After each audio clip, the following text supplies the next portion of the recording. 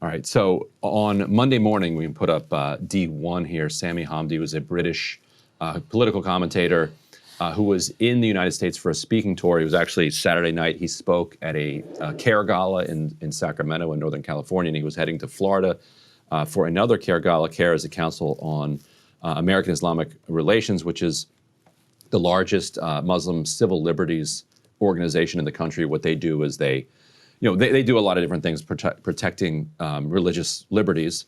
They'll sue corporations, or they'll sue a cop if there's abuse against a Muslim defendant or victim. They have a very impressive kind of legal track record.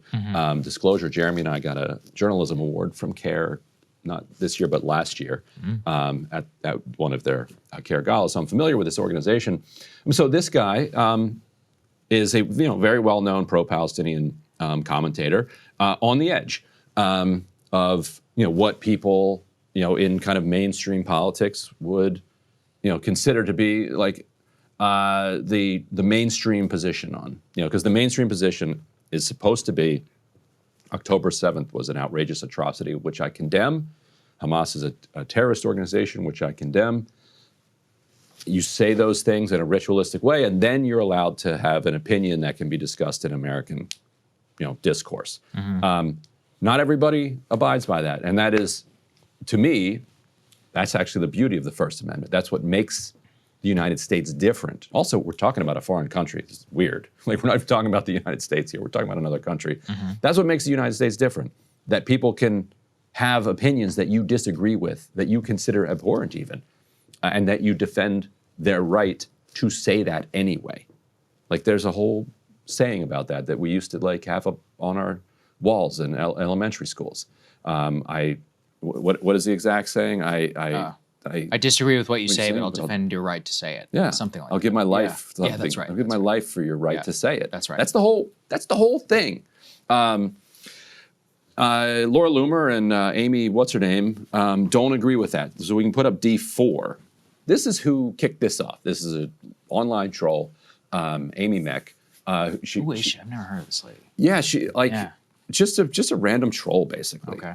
So she wrote, "National security threat. DHS must deport Sami Hamdi. A foreign national is moving freely across the United States, speaking from mosques, universities, and CARE-run stages, while training U.S. Muslims in digital agitation."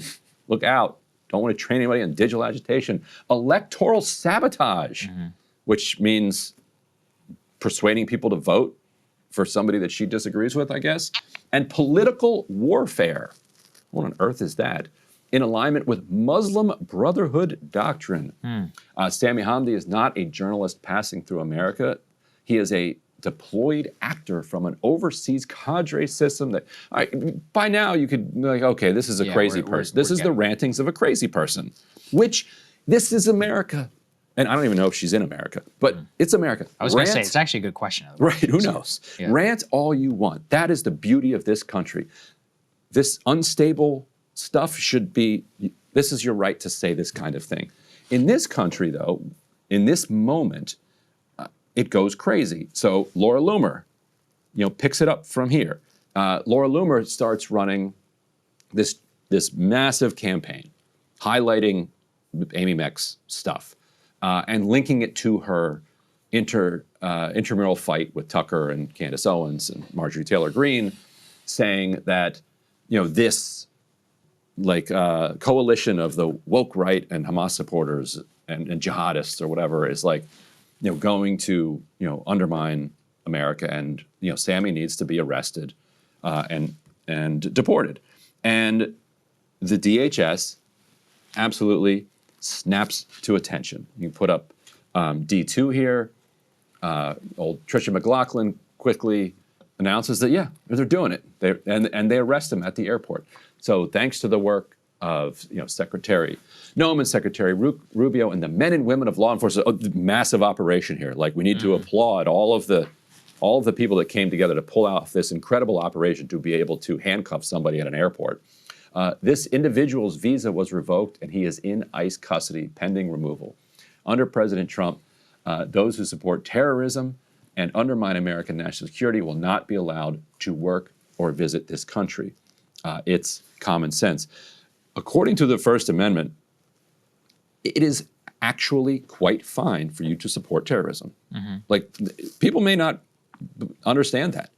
You're not allowed to give material support to a terrorist organization, which means you can't fund it. You can't fund them. You can't fly there to go join them. You can't sign up. You can't fly there to join them.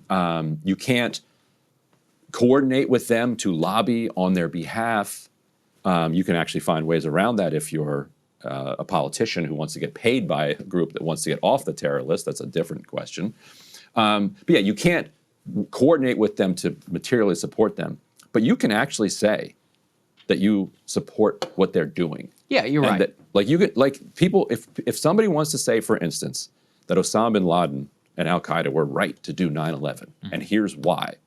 In America, you're allowed to do that. Yes. That's what makes us different. And you want to roll some of Hamdi? Well, I just want to say, I want to say broadly, and I think this is kind of where this is just complicated. So first of all, I don't think that this guy should have been detained by ICE specifically for what he said, and we're going to get to this in a little bit.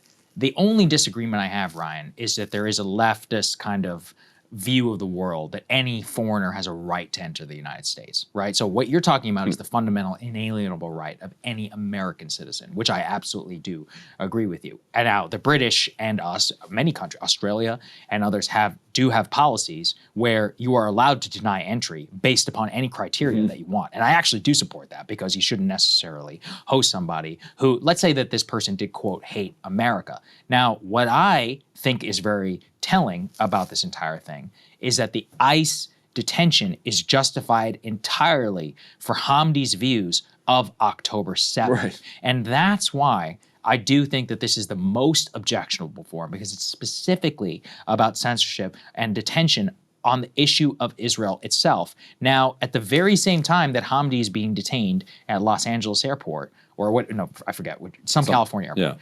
Yeah. He's being detained by airport. There are members of the IDF who openly celebrate the murder of children who fly here.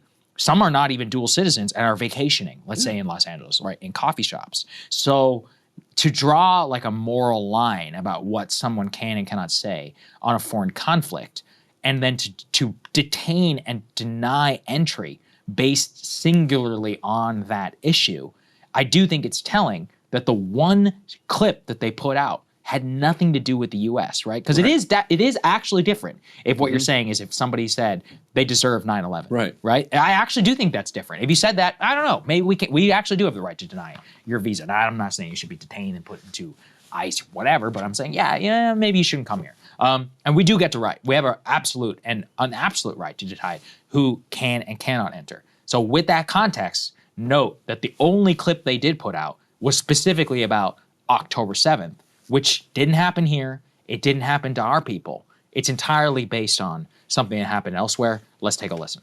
Netanyahu did not envisage that for the first time since 1948, the Palestinians would actually retake land back from the Israelis. Netanyahu did not envisage that for the first time since 1948, the Palestinians would be able to hold those territories for more than 72 hours.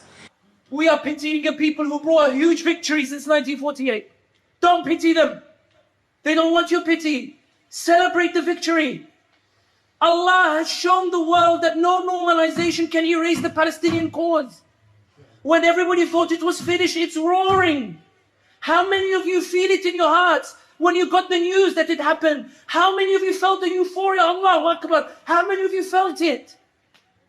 Why did you feel it? Because the despair vanished. You said this ummah is alive. So that's what they're claiming that he said. I actually don't know entirely if that's been clipped or anything. Well, I mean, what he's saying there is that, look, it brought the cause of Palestinian liberation back onto the national stage, and you should remember that, even as you feel so terrible about the response and he has previously and in other times said that it was a catastrophe, and that it was I forget his exact terminology, that So he has a more nuanced view of it. Sure. But I think he should be able to think whatever. Listen, I'm with you. All right, listen. You think what you want about Palestine, okay? And if you have a problem with it in Britain, that's your problem. You guys can figure it out for yourselves. I think he's getting a little close to the line there, if you ask me. But, and this is kind of where I get to, and this is where the nanny finger wagging from a lot of people starts to bug me. It's like, guys, how many times do I see these people cheering on Israeli murder of children? I literally saw, there are people here who I saw tweeting about this, and they have past statements being like, I don't feel the Palestinians deserve to watch their children starve. I'm just like, okay, like I'm going to take a moral lesson from you about what's acceptable rhetoric and not. Sorry, I'm out. I'm out on this. Right, Randy Fine. Right. Randy Fine says it all the time. Right. Will Chamberlain, not to be confused with the basketball player, who will say, he's been on the show many times. Deport him, deport, 5 times a day. He's trying to get, he's circled around on this one. He's a Randy Fine Republican. Like he will say things that are far more atrocious than anything that Sammy has said. And to me, and that's okay. That's the whole. That's the strength of the country. Yeah. There's a patheticness and a weakness to a country that can't allow somebody to speak at a small gala because they said something that you didn't like about. For me, it's October the selectivity. 7th. For me, it's the selectivity, specifically on October 7th. But nothing new happening here in the United States of America so far. All right, let's get to Snap, shall we? Hey, if you like that video, hit the like button or leave a comment below. It really helps get the show to more people. And if you'd like to get the full show ad-free and in your inbox every morning, you can sign up at breakingpoints.com. That's right. Get the full show, help support the future of independent media at breakingpoints.com.